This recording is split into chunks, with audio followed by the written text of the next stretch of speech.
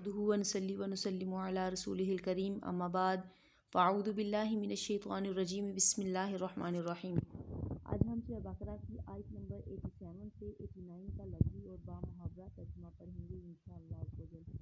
سبق شروع کرنے سے پہلے اچھی نیتیں کر لیجیے تاکہ اللہ رب العزت ہر حرف کے بدلے میں ہمیں بے شمار نیکیاں عطا فرمائے، اور ان تمام نیکیوں کے مجموعے کے صدقے سے ہمیں ہمارے والدین، ہمارے اساتذہ کرام اور قیامت تک ہمارے آنے والی نسلوں کی بے حساب مغفرت فرمائے اور ہم سب کے درجات بلند کرے، آمین۔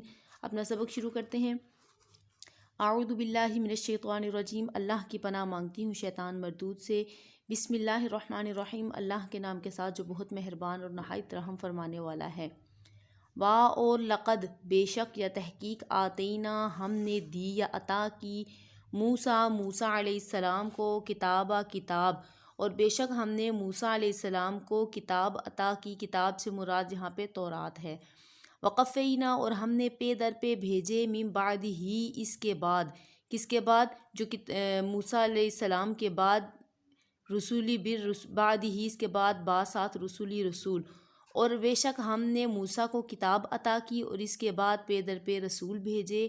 وآتینا اور ہم نے دی عیسیٰ ابن مریم، عیسیٰ ابن مریم، مریم ابن بیٹا مریم کا، اور ہم نے عیسیٰ ابن مریم کو دی بیناتی واضح یا کھلی نشانیاں۔ وَأَيَّدْنَاهُ اور ایدنا ہم نے مدد کی اس کی، کس کی؟ عیسیٰ ابن مریم کی ہم نے مدد کی، کس کے ساتھ؟ باسات روح کے، قدوسی پاک روح کے ساتھ ہم نے اس کی مدد کی۔ کس کی مدد کی؟ عیسیٰ ابن مریم کی مدد ہم نے کی، روح قدوس، یہاں پہ روح قدوس سے مراد حضرت جبرائیل علیہ السلام ہیں۔ پس کیا کلما جب کبھی جاءکم تمہارے پاس آئے رسول، جب تمہارے پاس لائے رسول، بما جو کہ لا نہ تہوا خواہش تھی، انفسکم تمہاری جانوں کو، یعنی جب تمہارے پاس رسول وہ چیز لے کے آئے جس کی خواہش تمہارے نفسوں کو نہیں تھی، یا جو تم نہیں چاہتے تھے، یا جس کی تمہیں خواہش نہیں تھی، استکبرتم تو تم تکبر کرتے ہو، اس چیز کو نہیں مانتے، اس سے تکبر کرتے ہو۔ ففریقاً پس ایک گروہ کو کذبتم تم جھٹلاتے ہو، وفریقاً اور ایک گروہ کو تقتلون تم شہید کر دیتے ہو۔ اب یہاں پہ تقتلون اگر کفار کے ساتھ آئے گا تو اس کا مطلب قتل کرنا ہوگا یا مارنا ہوگا، لیکن انبیاء کرام کے ساتھ ہوگا تو اس کا مطلب ہوگا شہید کرنا، اور مومنین کے ساتھ بھی جب تقتلون کا لفظ، قتلون کا لفظ استعمال ہوگا تو اس کا مطلب ہوگا شہید کرنا، یہاں پہ ہم قتل نہیں کہیں گے۔ آیت مبارکہ کا بامحاورہ ترجمہ ہے، اور بے شک ہم نے موسیٰ علیہ السلام کو کتاب یعنی تورات عطا کی، اور ان کے بعد پے در پہ رسول بھیجے، اور ہم نے عیسیٰ بن مریم کو کھلی نشانیاں عطا فرمائی اور ان کی مدد کی، یعنی عیسیٰ ابن مریم کی ہم نے مدد کی روح قدوس یعنی جبرائیل علیہ السلام کے ذریعے۔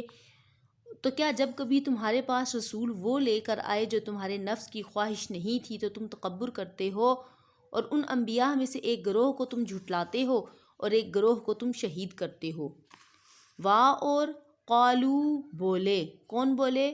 یہودی لوگ بولے، قلوبنا ہمارے دل، نام انا ضمیر پوشیدہ ہے جو ہماری طرف لوٹتی ہے۔ وقالو اور وہ بولے، قلوبنا ہمارے دل غلفن پردے میں ہیں، اور وہ بولے کہ ہمارے دل پردے میں ہیں، بلکہ لعنہم اللہ، بلکہ لعنہ لعنت ہے، ہم ان پر، اللہ کی، باسات کفرہم ان کے کفر کی وجہ سے ان پر اللہ کی لعنت ہے۔ لعنت سے مراد ہوتا ہے کہ اللہ کی رحمت سے دور ہونا، لفظی معنی ہے لعنت کا اللہ کی رحمت سے دور ہونا۔ لعنہم اللہ پس ان پر اللہ کی لعنت ہے، بکفرہم ان کے کفر کے سبب یا ان کے کفر کی وجہ سے۔ فقلیلاً پس بہت تھوڑے تھے، ما نہیں یؤمنون ایمان لاتے، پس ان میں بہت تھوڑے، ما جو کہ یؤمنون ایمان لانے والے تھے، پس ان میں سے بہت تھوڑے، یہاں پہ ما کا ما نافیہ نہیں ہے، یہاں پہ ما کا مطلب ہوگا جو، بکفرہم کفر کے سبب، فقلیلاً پس بہت تھوڑے تھے، ما جو یؤمنون ایمان لاتے ہیں، یعنی یہودیوں کی بات ہو رہی ہے کہ ان کے دل پردے میں ہیں ان کے کفر کی وجہ سے، ان میں سے بہت کم ایسے لوگ ہیں کہ جو ایمان لاتے ہیں۔ اور لما جب جاءہم ان کے پاس آئی، کتاب جب ان کے پاس اللہ کی کتاب آئی، یعنی قرآن مجید آیا من سے عند اللہ، اللہ کے پاس سے، جب ان کے پاس وہ کتاب آئی اللہ کی طرف سے، مصدقن جو تصدیق کرنے والی تھی، لما جو کہ معہم اس کے ساتھ والی تھی۔ یعنی جب قرآن مجید دنیا میں اللہ رب العزت نے نازل فرمایا تو وہ کس کی تصدیق کرنے والا تھا؟ اپنے ساتھ والی، مطلب تورات شریف کی وہ تصدیق کرنے والا تھا قرآن پاک، ٹھیک ہے۔ یعنی کہ بامحاورہ اس حصے کا ترجمہ کیا ہوا؟ اور جب اللہ کے پاس، اور جب ان کے پاس یعنی یہودیوں کے پاس اللہ کی وہ کتاب آئی جو ان کے ساتھ والی کتاب یعنی تورات کی تصدیق فرماتی تھی، اور کانو تھے من قبل اس سے پہلے، یستفتحون وہ فتح مانگتے تھے، یعنی کون فتح مانگتے تھے؟ یہودی لوگ فتح مانگتے تھے، علی الذین ان لوگوں پر، کفروا جنہوں نے کفر کیا۔ حالانکہ اس سے پہلے یہودی اسی نبی کے وسیلے سے کافروں پر فتح مانگتے تھے۔ یستفتحون وہ فتح مانگتے تھے وسیلے سے، اس نبی کے وسیلے سے، ٹھیک ہے۔ کس نبی کے وسیلے سے؟ کہ جس پر وہ کتاب نازل ہوئی جو کہ تورات کی تصدیق کرتی تھی، اپنے ساتھ والی کتاب کی تصدیق کرتی تھی۔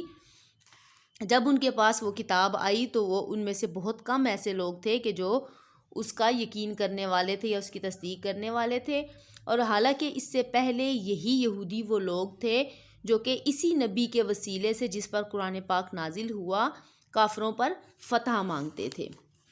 فلما پس جب جاءہم ان کے پاس آیا، ما نہ عرفو انہوں نے پہچانا، کفرو اور کفر کیا، بھی ساتھ اس کے۔ فلما پس جب جاءہم ان کے پاس آیا، ما عرفو جو کہ جانا پہچانا تھا، کفرو پس انہوں نے کفر کیا، بھی ساتھ اس کا۔ یعنی اللہ رب العزت کی طرف سے جب قرآن پاک تورات شریف میں تمام نبی صلی اللہ علیہ وآلہ وسلم کی نشانیاں موجود تھیں، جب ہمارے پیارے نبی صلی اللہ علیہ وآلہ وسلم دنیا میں تشریف لائے، ان کو یہودی جانتے تھے لیکن اس کے باوجود انہوں نے کفر کیا۔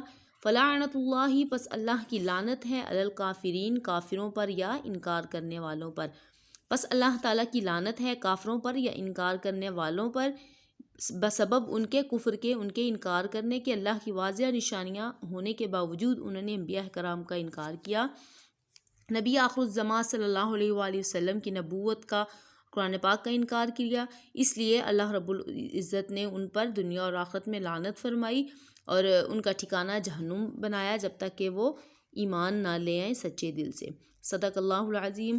امید ہے کہ آج کا سبق آپ کو سمجھ آ چکا ہوگا۔ اگر اس کے بارے میں آپ مزید کچھ جاننا چاہیں تو کمنٹس میں پوچھ سکتے ہیں۔ انشاءاللہ اگلی ویڈیو میں ہم واقعہ حضرت عیسیٰ علیہ السلام اور حضرت موسیٰ علیہ السلام پر بھی مکمل تفصیل سے بات کریں گے۔ اگر اس سبق کے بارے میں آپ مزید کچھ پوچھنا چاہیں تو پوچھ سکتے ہیں۔ اگر ابھی تک آپ نے ویڈیو کو لائک نہیں کیا تو لائک کر لیجئے، اور اگر چینل کو سبسکرائب نہیں کیا تو سبسکرائب کر لیجئے، اور ساتھ میں بیل آئیکن کو بھی پریس کر دیں تاکہ ہر آنے والی ویڈیو کا نوٹیفیکیشن سب سے پہلے آپ کو ملے۔ اپنی دعاؤں میں یاد رکھیے گا۔ جزاک اللہ خیرہ۔